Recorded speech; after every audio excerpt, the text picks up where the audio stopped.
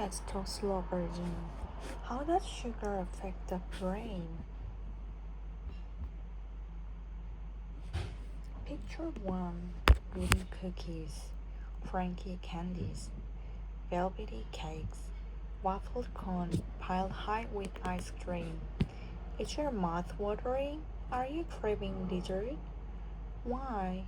What happened in the brain that makes sugary food so hard to resist? Sugar is a generic term used to describe a class of molecules called carbohydrate and is found in a wide variety of food and drink. Just check the label on sweet products you buy. Glucose, fructose, sucrose, maltose, lactose, dextrose, and starch, and all form of sugar. So are high fructose corn syrup, fruit juice, raw sugar, and honey. And sugar isn't just in candies and dessert, it's also added to tomato sauce, yogurt, dry food, flavored water, or blender bar. Since sugar is everywhere, it's important to understand how it affects the brain. What happens when sugar hits your tongue? And is eating a little bit sugar make you crave more? You take a bite of cereal. The sugar is contained activates the sweet taste receptor, part of the taste bud on the tongue. These receptors send a signal up to the brainstem, and from there it fires off the many of the forebrain, one of which is the cerebral cortex. Different sections of the cerebral cortex process different tastes: bitter, salty, umami, and in our case, sweet. From here, the signal activates the brain's reward system. This reward system is a series of electrical and chemical pathways across several different regions of brain. It's a complicated network, but it helps answer a single subconscious question. Should I do that again? That warm, fuzzy feeling you get when you taste creamy chocolate cake? That's your reward system saying, yes. And it's not just activated by food. Socializing, sexual behavior, and drug are just few examples of things and experiences that also activate the reward system.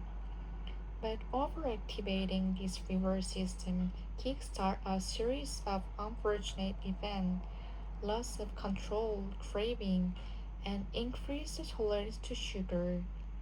Let's get back to our bite of cereal.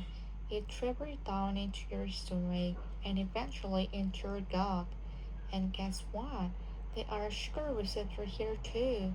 They are not taste buds, but they do send signals telling your brain that you are full or that your body should produce more insulin to deal with extra sugar you're eating. The major currency of our reward system is dopamine, an important chemical or neurotransmitter.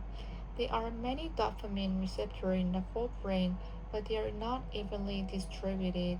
Certain areas contain dense clusters of receptors, and these dopamine hotspots are part of our reward system. Drugs like alcohol, nicotine, or heroin send dopamine into overdrive, leading some people to constantly seek that high. In other words, to be addicted.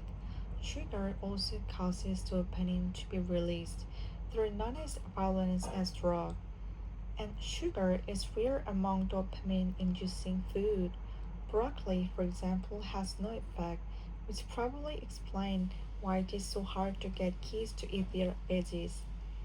Speaking of healthy food, let's say you're hungry and decide to eat a balanced meal. You do, and dopamine levels spike in the reward system hotspot.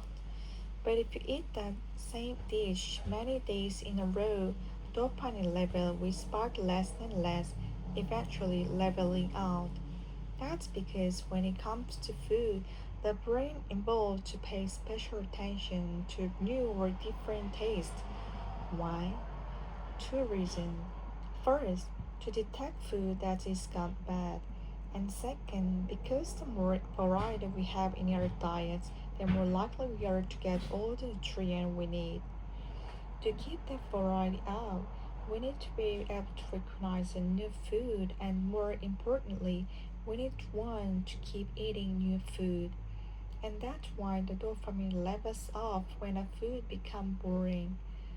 Now back to that meal. What happens if in place of the healthy balanced dish you eat sugar-rich food instead?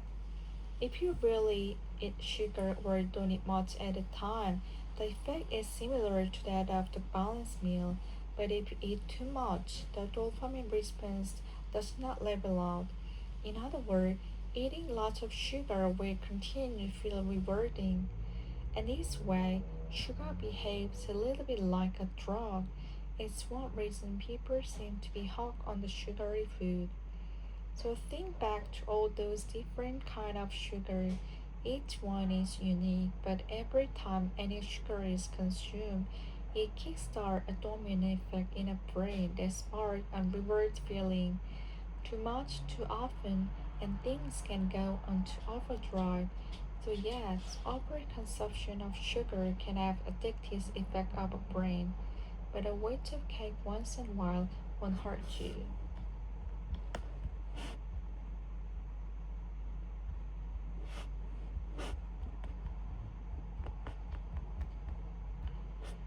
Picture warm boogie cookie, French candy, velvety cake, waffle cone piled high with ice cream. Is your mouth watering? Are you craving dessert? Why? What happened to the brain will make sugary food so hard to resist? Sugar is a general term used to describe a class of molecules called carbohydrate and is found in a wide variety of food and drink. Just take a label on sweet products you buy. Glucose, fructose, sucrose, maltose, lactose, dextrose, and starch are all forms of sugar.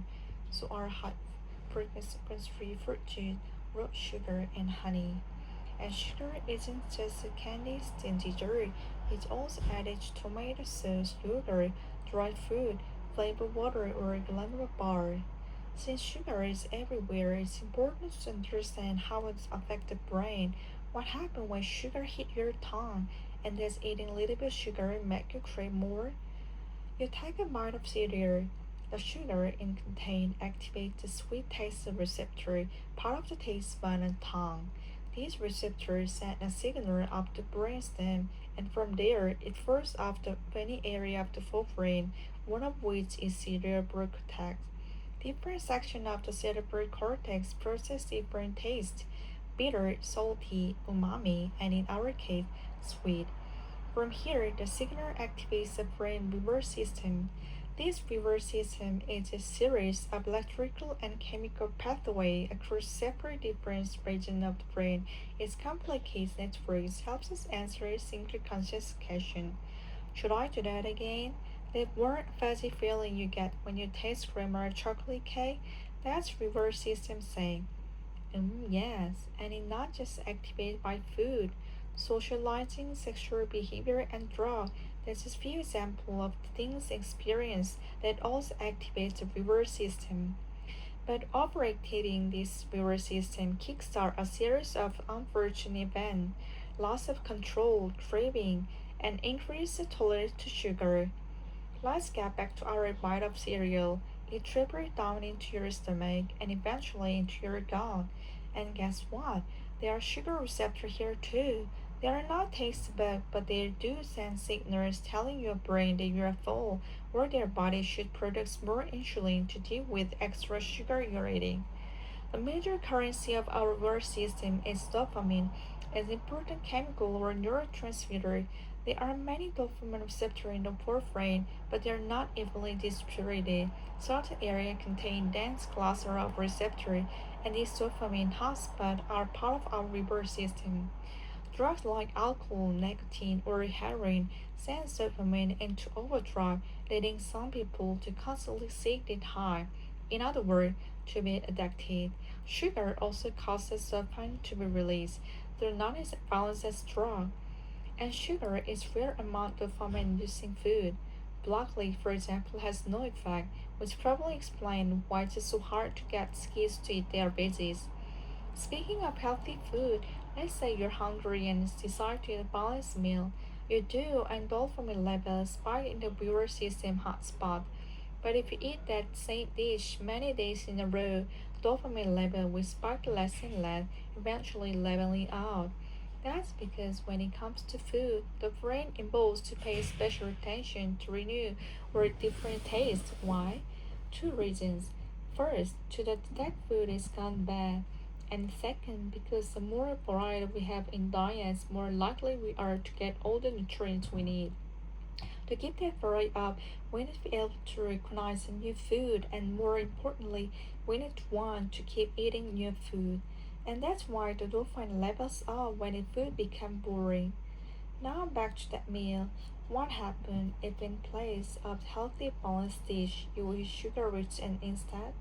If you really eat sugar or don't eat much in time, the effect is similar to the balanced meal, but if you eat too much, the dopamine response does not level out. In other words, eating lots of sugar will continue to feel rewarding. In this way, sugar behaves a little bit like a drug. It's one reason people seem to be hooked on sugary food. So think back to all those different kind of sugar. Each one is unique, but every time any sugar is consumed, it kickstarts the dominant effect in the brain and spark a rewarding feeling. Too much too often and things can go into overdrive. So yeah, overconsumption of sugar can have addictive effect on the brain, but a watch of pig once a while won't hurt you.